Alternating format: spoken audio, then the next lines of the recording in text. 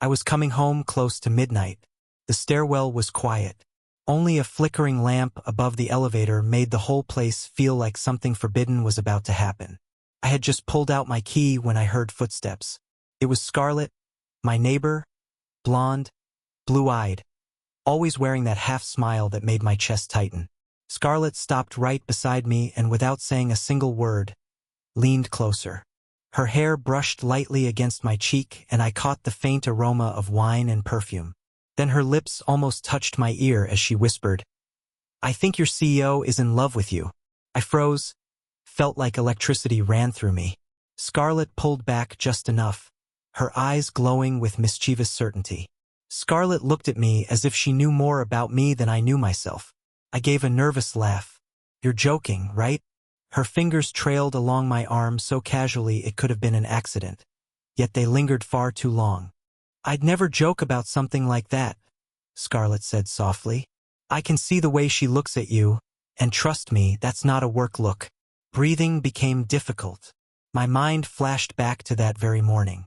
Her office high above the city, glass walls reflecting the skyline. My CEO in her red silk blouse, every movement deliberate, sharp, and her eyes lingering on me longer than they should have. Suddenly, my neighbor's words made sense. I wanted to say something, but my tongue felt stuck. Scarlett stepped even closer. The distance between us vanished. I could feel the warmth of her body dangerously close. "You have no idea what you've gotten yourself into," Scarlett whispered, her voice barely audible. I knew I should step back, make some excuse, escape. Instead, I stood rooted to the floor. One thought pulsed through my head. What if she's right? What if my CEO really? I swallowed hard. "I don't know what to say, then don't." Scarlett cut me off. Her lips so close I could feel the breath of the words. "Just think about what you want." At that very moment, a door slammed on the floor below, and we both flinched. Scarlett cast me one last look, a look that promised continuation, and disappeared into her apartment. I remained there for minutes, gripping my key like it was the only thing holding me steady. My heart was pounding so hard it hurt. When I finally stumbled into my place, I dropped onto my bed, but couldn't sleep. My mind kept replaying two faces. Scarlett, dangerous, teasing, too close, and her my CEO cold, commanding, but with that strange flicker of attention that I could no longer ignore. I closed my eyes, but instead of darkness, I saw her office. Victoria walked past me, her hand brushing my shoulder, leaning over the documents, her breath suddenly warm, unexpectedly close. I jolted. It was too vivid, too. "No, this is insane," I told myself. Yet deep inside I knew tomorrow at the office everything would be different because after Scarlett's words I could never look at my CEO the same way again. And the scariest part, one felt she already knew that. The next morning at work felt like stepping into another world.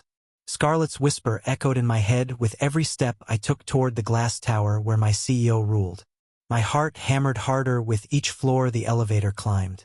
By the time the doors opened on the top floor, I already felt exposed, like she could read my thoughts. Her office door was ajar. I hesitated, then knocked lightly and pushed it open. Victoria stood by the wide window, the skyline glowing behind her. A red silk blouse, perfectly fitted, caught the light as if it had been designed to unsettle me. Victoria turned slowly, her gaze locking onto mine, steady, unblinking. "You're late," Victoria said, but her voice wasn't sharp. It was soft, deliberate, and it lingered in the air like smoke. I muttered an apology, setting the files on her desk. My hands shook more than I wanted to admit. Victoria walked toward me, her heels clicking against the polished floor. Each step felt too measured, too intimate. When Victoria stopped just a breath away, I couldn't move. Victoria reached up, brushing invisible dust from my shoulder. Her fingers lingered, tracing the fabric for a second too long. "You should take better care of yourself," Victoria murmured, her eyes locked on mine. My throat went dry. Every instinct screamed to step back, to keep this professional, but my legs refused. Her perfume, warm, sharp, expensive, wrapped around me. pulling me closer without a touch. "Sit," Victoria ordered softly, pointing to the chair across from her desk. I obeyed. Victoria circled behind her desk, but didn't sit. Instead, Victoria leaned on the edge, crossing one leg over the other, her skirt drawing my attention before I forced myself to look away. Victoria noticed. I saw the faintest curve of a smile. We went through documents, but her voice drifted, slowing, softening until I barely heard the words. I wasn't listening anyway. Every movement of hers carried weight. The way Victoria leaned closer over the desk, the way her hand brushed against mine when she passed me a pen. I kept telling myself it was accidental. Yet, Victoria held the pen a heartbeat longer, her fingers grazing mine before letting go. Time blurred. At some point, the office was nearly empty. The city outside had turned to orange dusk.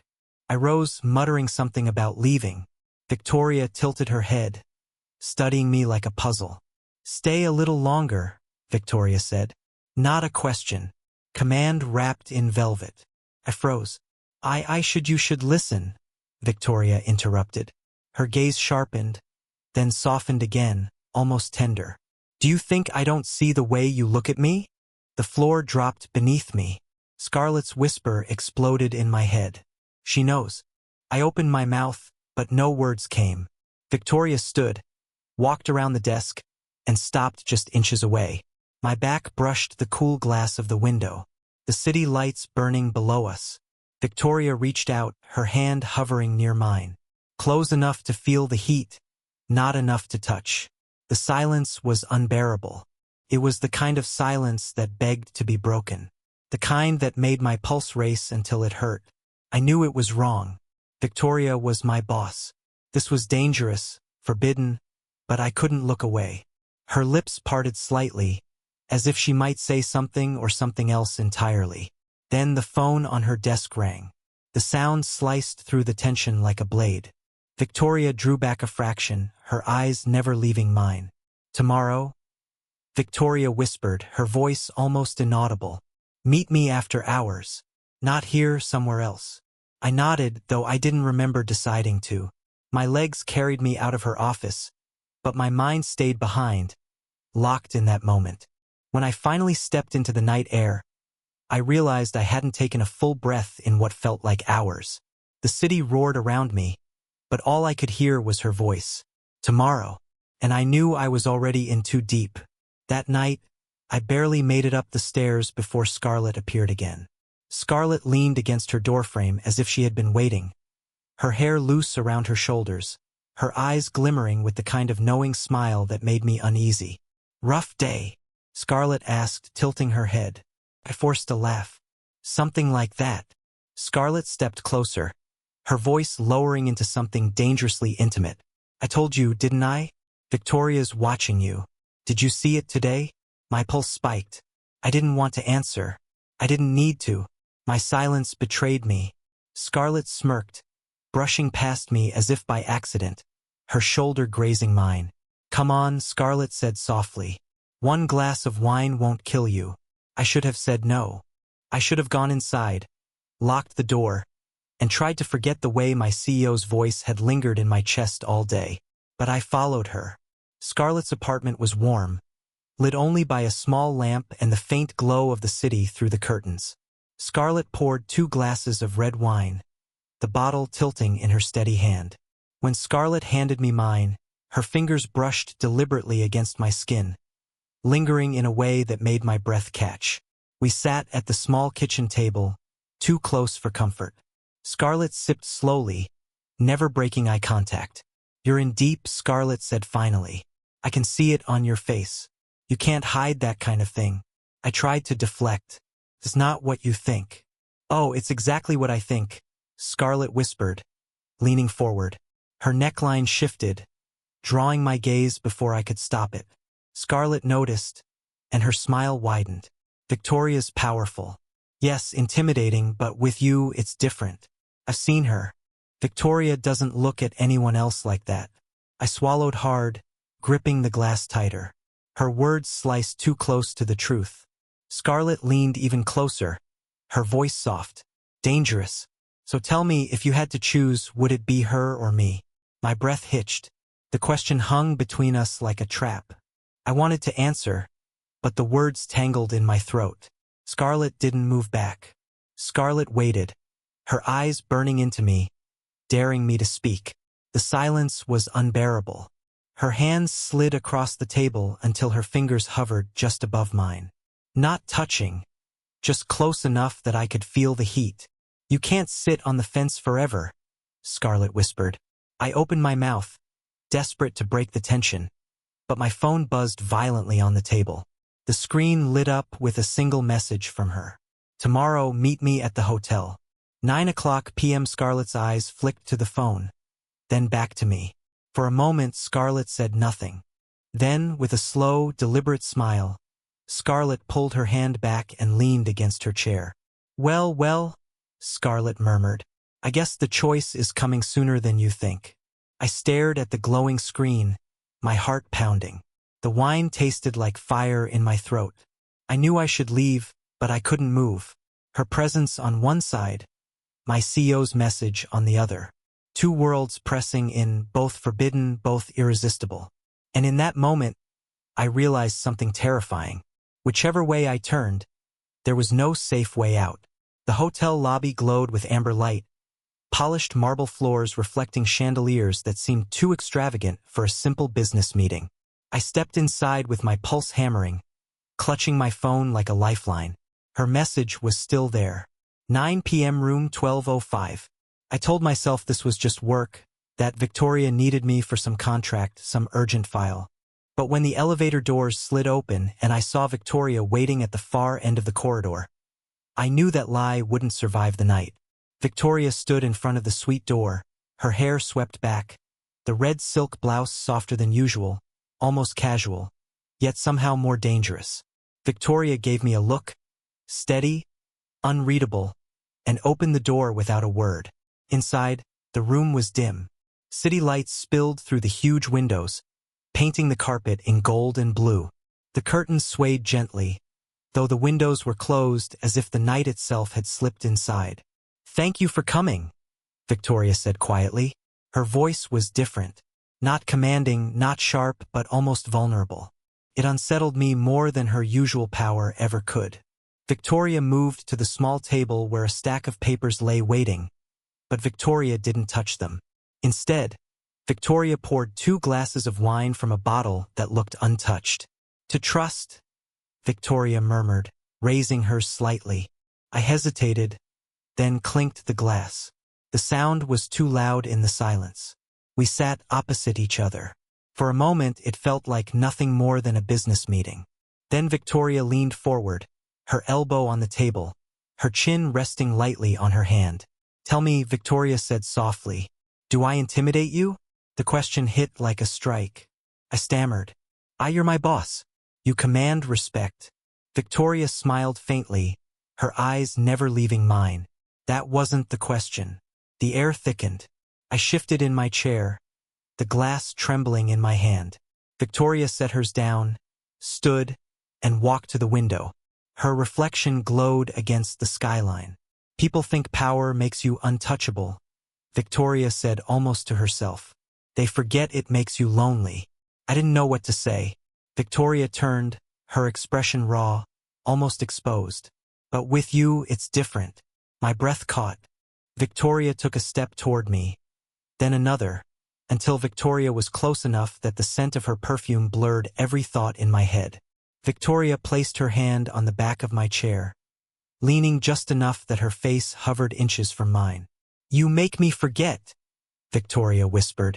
The moment burned. Her lips hovered so close that the space between us felt unbearable. My heart raced, every nerve screaming that this was wrong, forbidden, that I should pull away, but I didn't. The silence stretched, dangerous, fragile, intoxicating. Felt like the world was holding its breath, and then sharp, sudden 3 knocks rattled the door. Victoria froze. I jolted upright. The spell shattered. Victoria straightened quickly, her mask sliding back into place. But my blood turned to ice when I heard the voice in the hallway. Are you in there? It was Scarlett. The CEO's eyes snapped to mine, unreadable, filled with fire and something darker. My pulse thundered in my ears. The door stood between two worlds, one forbidden, one impossible, and I was trapped in the middle. The knock echoed like a gunshot. My CEO froze, her hand still resting on the back of my chair. Her face so close I could feel the ghost of her breath. For a moment, neither of us moved. Then came the voice, muffled but unmistakable. "I know you're in there." My stomach twisted. "Scarlett." The CEO's eyes narrowed, sharp as glass.